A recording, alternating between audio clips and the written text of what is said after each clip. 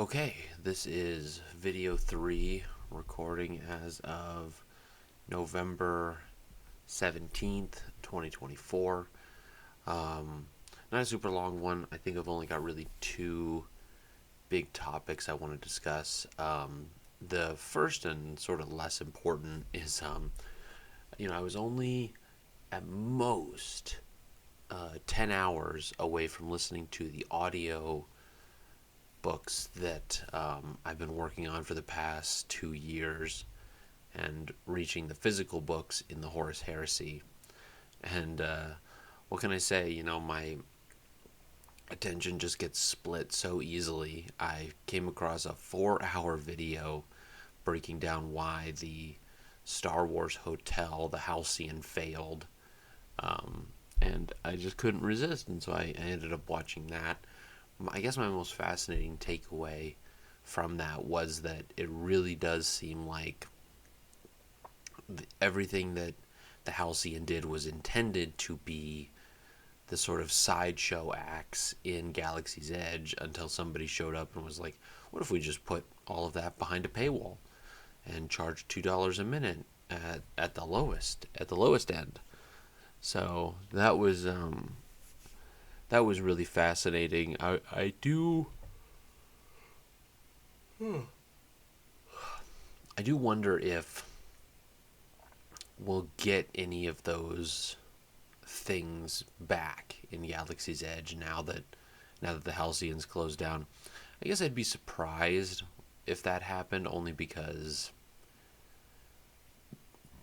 it feels like Disney would have to kind of go, "Oh yeah, sorry. Remember how we sort of promised this was going to be in Galaxy's Edge? Well, now it is. Now we're actually putting it there. Sorry about that whole paywall thing we were trying to do. So, I suppose we'll see on that. I don't really know where that's going to go, but that would be interesting. The bigger item number 2, is this was the week that we really decided that the move to Wyoming was necessary.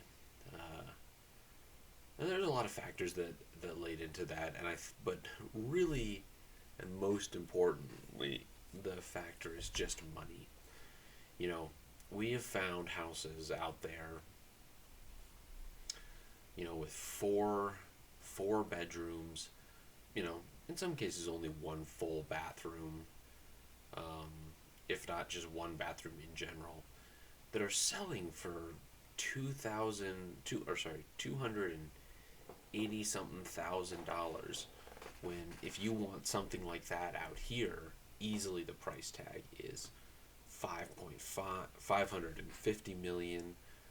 Jesus Christ. 550,000 or 600,000 or something absurd like that. So that's one element of it. The other element of it is that, and I keep having to remind myself of this because I'm not necessarily the most eager person in the world to be moving away from where I grew up and from my family, even if really the only family members I'm actually concerned about moving away from are my mom and my brother. But I keep having to remind myself that there's so many facets of why we're doing this. Not necessarily last or first among them is that, daycare right now is charging us $430 something a week. So spread that out over a four weeks in a month. That's nearly $2,000, which is one whole paycheck for me plus like the a third of the rest of my paycheck. And so while that's not necessarily unsurvivable, we can certainly pay that to have Vinny in daycare.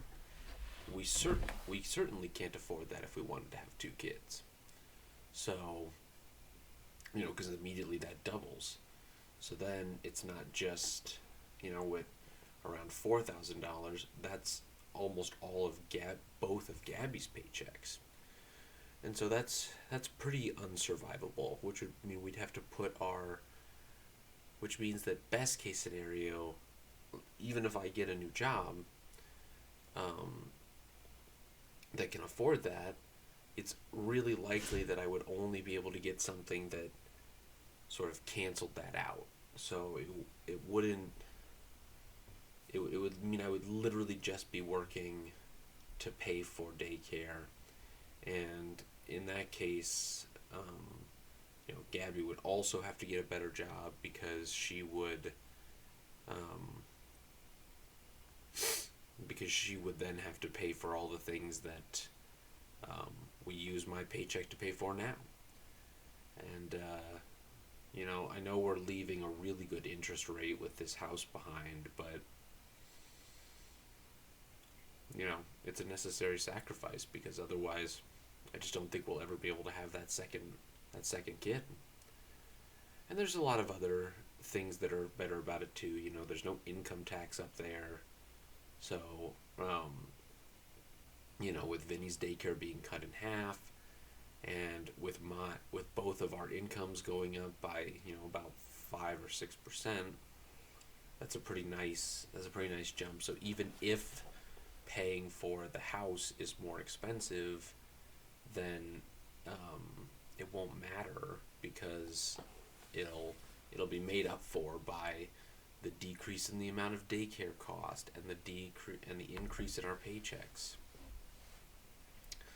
The other big element of it too is just that with watching that video breaking down why the Halcyon, the Disney Star Cruiser, failed, it reminded me of just how much I enjoyed those Disney trips that we went on yearly when I was younger. And if I want to do those kind of things for Vinny or for our theoretical second child, that's just not going to be possible here, because even if we were making more money, we would have to essentially transition to Spartan living, and we'd have to pick one of like 5 things to prioritize, and that's either getting a better house, paying down debt, getting replacing my truck, which is also a huge concern because if that ever goes out, we're upside down on that, and so we wouldn't be able to afford to get something new that would be reliable. So and there's a few other things, and not to mention just general stuff that we want to do with Vinny or with our second child. So all that to say that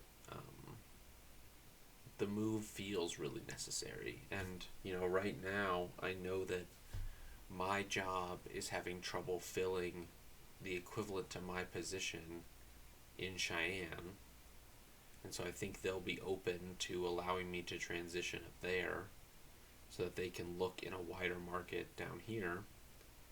And Gabby's work is mostly remote, so I think they'll be open to that as well.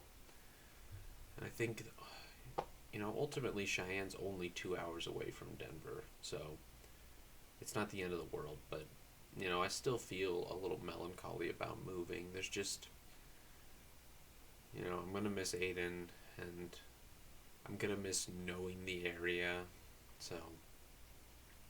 But Gabby's done it before, so I think she'll really help with that transition. But all in all, it's big things that are going on. So I guess I'll be back with an update on it next week. Bye.